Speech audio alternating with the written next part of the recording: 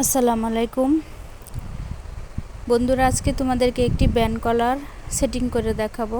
Band কলার Seely করে তো আমি প্রথমে বিউ গলাটা বডির সাথে লাগিয়ে নিচ্ছি, সামনের পাটের সাথে।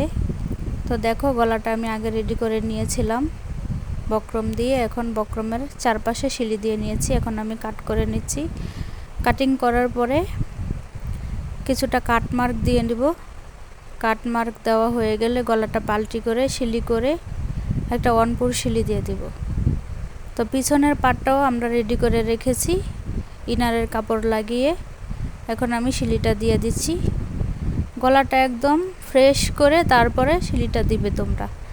তোমরা এখনও যারা আমার চ্যানেলটি সাবস্ক্রাইব করোনি, প্লিজ আমার চ্যানেলটিকে সাবস্ক্রাইব করে দিবে। দেখো গলাটা কত সুন্দর হয়েছে। এখন পিছনের পাটটা, ব্যাক পাটটা জয়েন করে নিচ্ছি।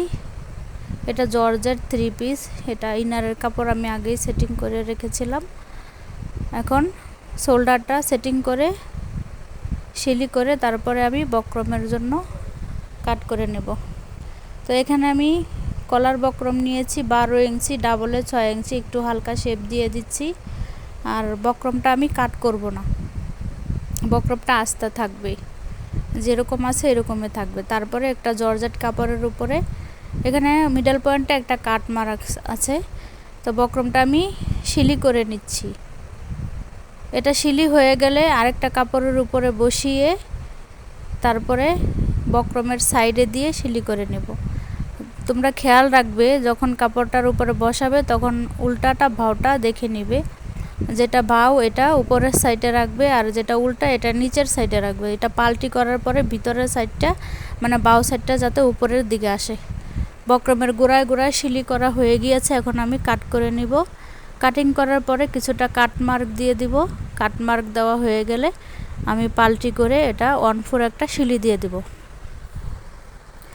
অনেকে অনলাইনে ক্লাস করো, সিলি কাজ শিখো, তো অবশ্যই তোমাদের জন্য এই ভিডিওটা আমি খুব ভালোভাবে বুঝিয়ে দিয়েছি ব্যান্ড কলার কীভাবে সেটিং করবে। আর দুইভাবে আমি এখানে দেখিয়ে দেব, দুটা নিয়মে। অনেকে অনেক রকমভাবেই সেটিং করে, তো আমি দুটা নিয়মে তোমাদেরকে দেখিয়ে দেব। আর একটা কাঁচা সিলি দিয়ে দিবে বক্রমটার নিচে। তারপরে অনেকে এটা ওভারলকও করে নিতে পারে। এখন আমি দুটা মাথা একসাথে করে একটা মিডল পয়েন্টে একটা কাট মার্ক দিয়েছি, দেখো ফলো করো। তো এই কাট মার্কটা আর বডির কাট মার্কটা একসাথে করে বক্রমের এক নিডল নিচে নিচে একটা সিলি দিয়ে যাবে তোমরা। লাস্ট পয়েন্টে সিলিটা যেখানে গিয়ে থামবে ওইখানে কতটুকু আছে ঠিক ওই পাশে অতটুকু মেপে জয়েন করে নেবে। তো প্রথমে একটা নিয়ম তোমাদেরকে দেখিয়েছি, এখন আরেকটা নিয়ম তোমাদেরকে দেখাচ্ছি।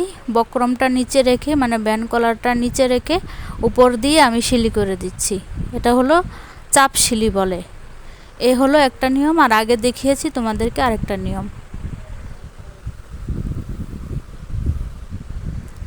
দুটা সাইড যেন সমান থাকে, দুটা মাথা যেন সমান থাকে, মেজারমেন্ট সমান থাকতে হবে।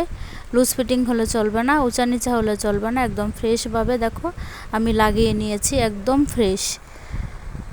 তো এই যে কাঁচা সিলিটা বাহির হয়েছে ওটাতে আমি ওভারলক করে নিব। আর অনেক কাঁচা সিলাই ভিতরে রেখে একটা 1 স্টিচও দেওয়া যায়, ওইভাবেও জয়েন করা যায়।